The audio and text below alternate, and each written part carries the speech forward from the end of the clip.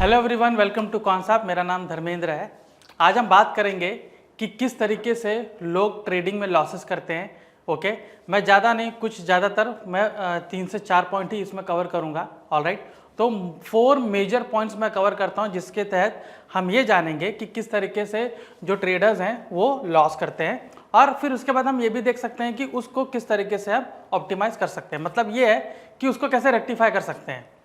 ठीक है, कि जो भी हमने गलती किया है उसको हम कैसे सुधारा जा सकता है, हम वो भी बात करेंगे। ठीक है, तो देखिए जो ट्रेडर्स होते हैं, पहले हम देखते हैं कि ट्रेडर्स किस किस के प्रकार के होते हैं, और उसके बाद हम देखेंगे कि उनका प्रॉब्लम क्या होता है। ठीक है, तो यहाँ पर पहले आता है आपका टाइप्स ऑफ ट्रेडर्स।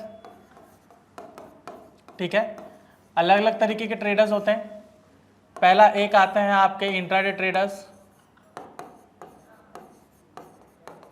ठीक है, इंट्राडे करते हैं।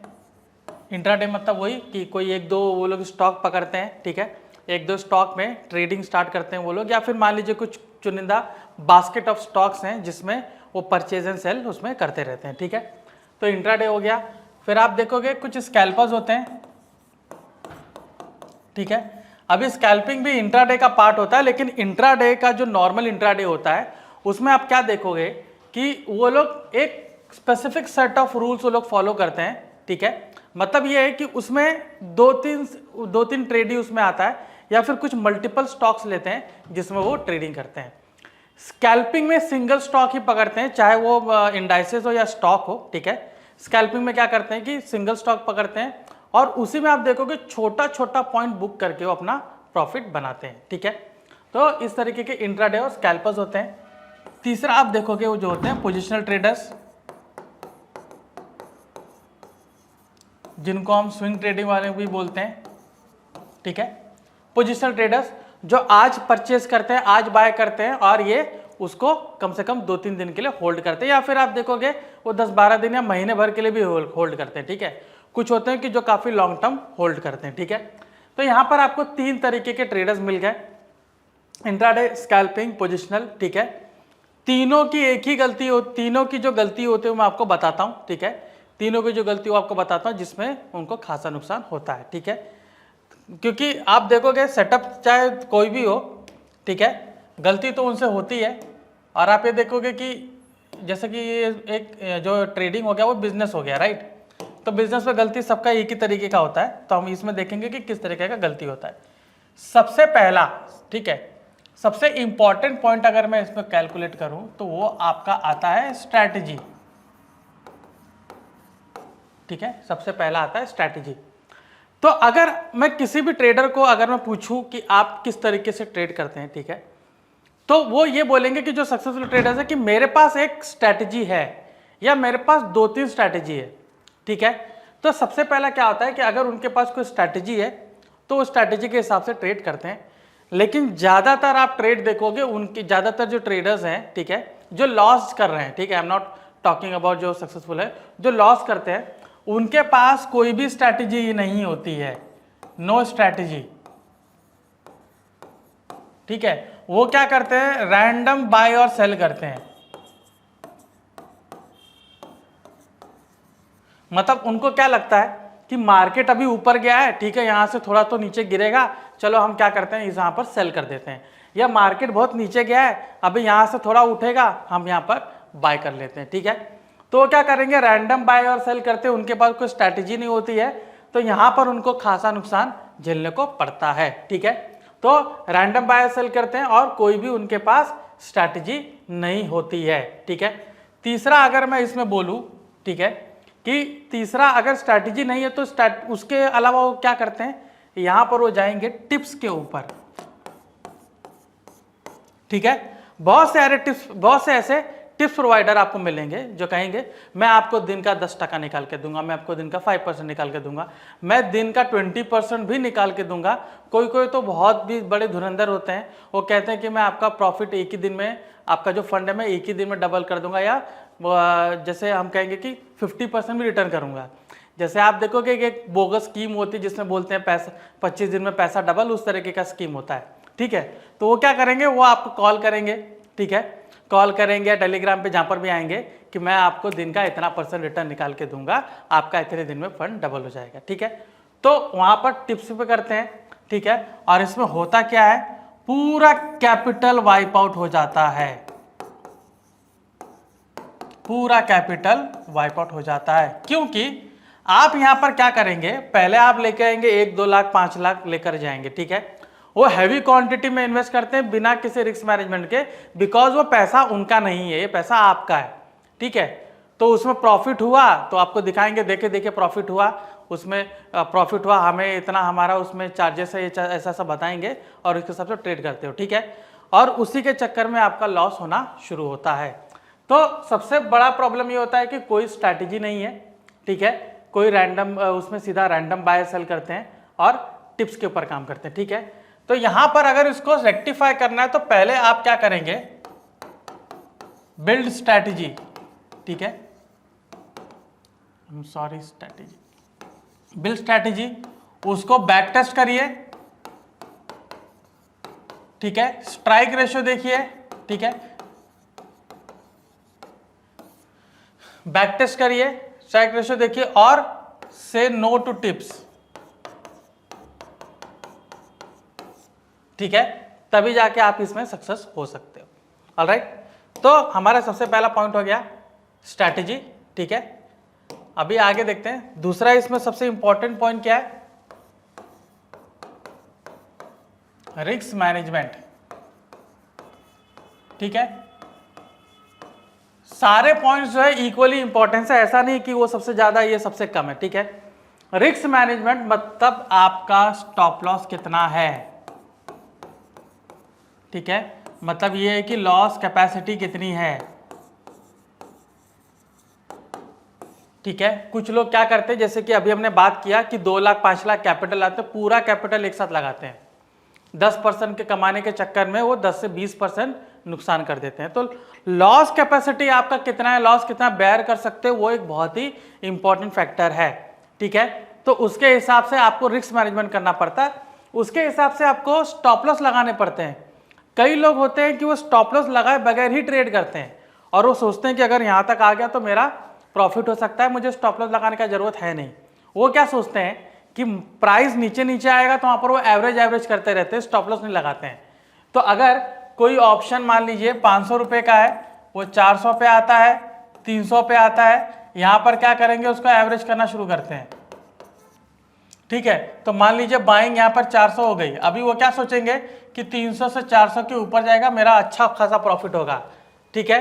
क्या हमेशा ऐसा हो सकता है? वो सोचेंगे कि यहाँ से 400 के ऊपर जा सकता है, ठीक है। क्या हमेशा ऐसा हो सकता है? ऐसा नहीं हो सकता है, ठीक है। तो वो वहाँ से अगर वो नीचे गया तो इतनी हैवी क्वांटिटी उन्होंने बाय किया है, वहाँ पर और लॉस होना शुरू होता है। तो रिस्क मैनेजमेंट आपको करना बहुत ज़रूरी है कि कितना स्टॉप लॉस है, कितना आपका लॉस कैपेसिटी है, ठीक है। तो यहाँ पर आपको कैपिटल प्रोटेक्शन एक इम्पॉर्टेंट फैक्टर है, ठीक है। तो इसको कैसे मैनेज किया जाएगा, पहला एसएल यूज करिए, यूज स्टॉप लॉस, ठीक है। लॉस कैपेसिटी आपका जितना कम होगा उतना अच्छा है, एज लेस एज पॉसिबल, ठीक है, एज लेस एज पॉसिबल।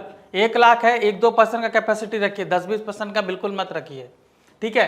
तो लॉस कैपेसिटी उस हिसाब से रखिए। और यहाँ पर इसके वजह से आप देखोगे कैपिटल प्रोटेक्शन आपका जरूरी है, तो कैपिटल प्रोटेक्शन का आपको करना बहुत इंपॉर्टेंट है। पूरा कैपिटल एक साथ मत लगाइए, ठीक है, पूरा कैपिटल एक साथ मत लगाइए।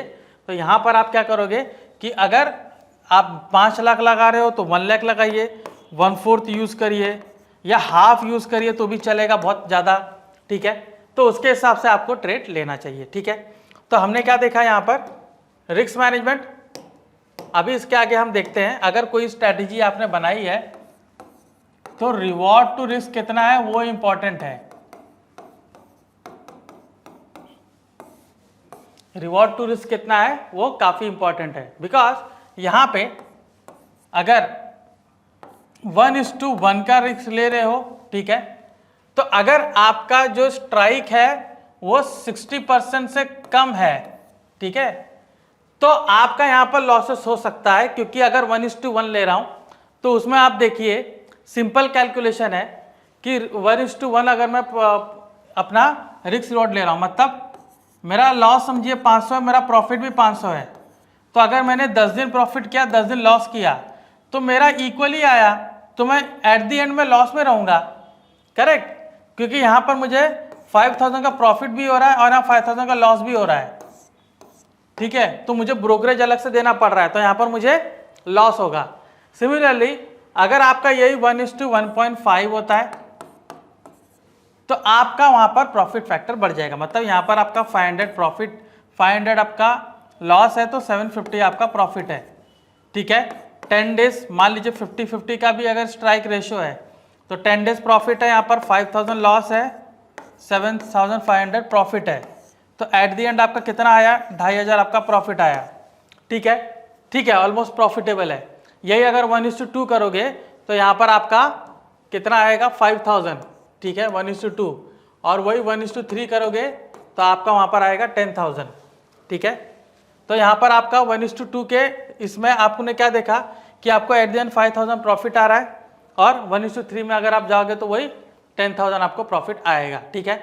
आई मीन 10,000 से आपको ज़्यादा आएगा। तो यहाँ पर क्या होगा, 1:3 अगर आप कर रहे हो तो 500 का लॉस है तो 1500 का प्रॉफिट है, करेक्ट।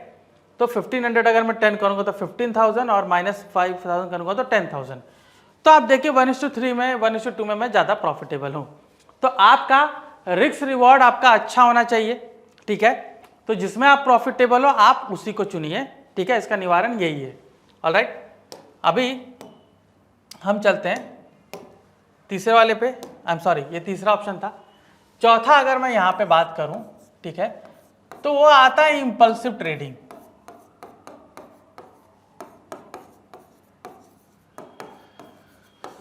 ठीक है, इम्पल्सिव ट्रेडिंग में क्या होता है, चाहे वो इंट्राडे ट्रेड कर रहे हैं, स्कैल्पिंग कर रहे हैं या फिर वो पोजीशन ट्रेड कर रहे हैं, तो वो क्या सोचते हैं कि मैंने पहला ट्रेड मैंने लिया और यहाँ पे मुझे लॉस हुआ, ठीक है।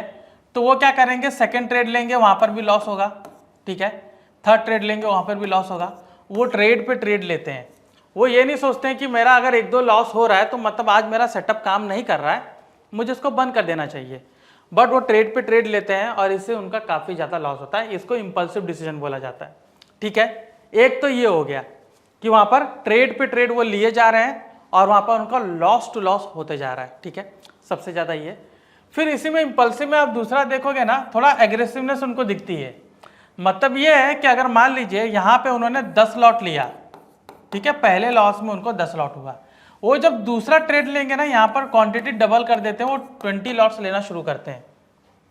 यहाँ पर वो 20 लॉट से स्टार्ट करते हैं। उनका सोचना ये है कि 10 लॉट में मान लीजिए उनको 10,000 नुकसान हुआ, तो यहाँ पर मैं 20 लॉट ले रहा हूँ, तो अगर ये थोड़ा ऊपर जाता है तो मेरा 10,000 जो लॉस है वो तो कवर हो जाएगा, 20,000 के हिसाब से मुझे प्रॉफिट भी होगा, ठीक है।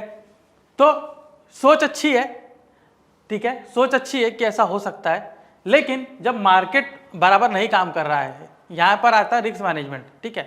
मार्केट जब बराबर नहीं चल रहा है, मतलब हमारा सेटअप फेल हो रहा है, आज मार्केट काफ़ी ज़्यादा डायनामिक, काफ़ी ज़्यादा वोलेटाइल है, तो हमें इतना बड़ा रिस्क नहीं लेना चाहिए, राइट। तो 10 की जगह 20 लॉट लेना सबसे बड़ी बेवकूफ़ी हो जाएगी, ओके। क्योंकि अगर मान लीजिए फिर से स्टॉप लॉस हिट हुआ, तो जहाँ आपका लॉस 20,000 होना चाहिए था, वहाँ अभी आपका हो जाएगा 30,000, करेक्ट।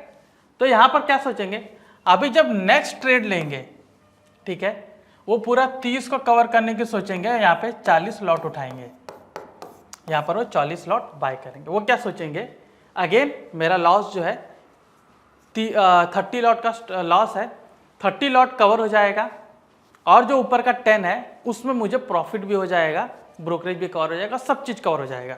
उनका सोचना ये होता है कि यहाँ पर अगर मैं इस तरीके से करता हूँ तो मुझे इतना इतना मिलने की संभावना है, ठीक है। तो ये जो इम्पल्सिव ट्रेडिंग होती है, ये भी सबसे बड़ा फैक्टर है कि इंसान जो भी ट्रेडर्स हैं उनको काफ़ी ज़्यादा खामियाजा भुगतना पड़ता है, मतलब काफ़ी ज़्यादा लॉसेस होता है। ये भी एक साइकोलॉजिकल फैक्टर है, बहुत बड़ा साइकोलॉजिकल फैक्टर है। क्योंकि आप बहुत जगह ट्रेडर्स को देखेंगे, वो ट्रेड पे ट्रेड लेते रहते हैं, क्वांटिटी पे क्वांटिटी डबल करते रहते हैं, सोचते हैं कि हम आप प्रॉफिटेबल होंगे, आप प्रॉफिटेबल होंगे। वो ये नहीं सोच रहे हैं कि चलिए 1-2 दिन नहीं काम कर रहा है तो मैं जितना ट्रेड लेने की क्षमता है, जितना मेरा रिस्क हो सकता है, मुझे उतना ही लेना चाहिए, ठीक है। वहाँ पर उनका एक सबसे बड़ा ड्रॉबैक है। तो हमने देखा ये जो 4 फैक्टर्स हैं, 4 पॉइंट्स हमने कवर किए कि क्यों ट्रेडर्स लॉस में रहते हैं। सबसे पहला हमने स्ट्रैटेजी को देखा, दूसरा हमने रिस्क मैनेजमेंट देखा, तीसरा रिस्क रिवॉर्ड देखा और चौथा हमने इंपल्सिव ट्रेडिंग देखा। ठीक है, तो इन सब को आप इजीली आइडेंटिफाई करके आप इजीली इनको रेक्टिफाई भी कर सकते हो। स्ट्रैटेजी बनाइए, अच्छा रिस्क मैनेजमेंट रखिए, रिस्क रिवॉर्ड अच्छा चुनिए और इंपल्सिव डिसीजन से बचिए। ठीक है, तब जाके आप एक प्रॉफिटेबल ट्रेडर बन सकते हो। तो ये था हमारा सेशन कि ट्रेडर्स क्यों लॉस करते हैं, उसको कैसे रेक्टिफाई कर सकते हैं। और भी ऐसे जानकारीपूर्ण वीडियो जानने के लिए कॉन्सेप्ट से जुड़े रहिए। मैं धर्मेंद्र राजभर, आपका धन्यवाद।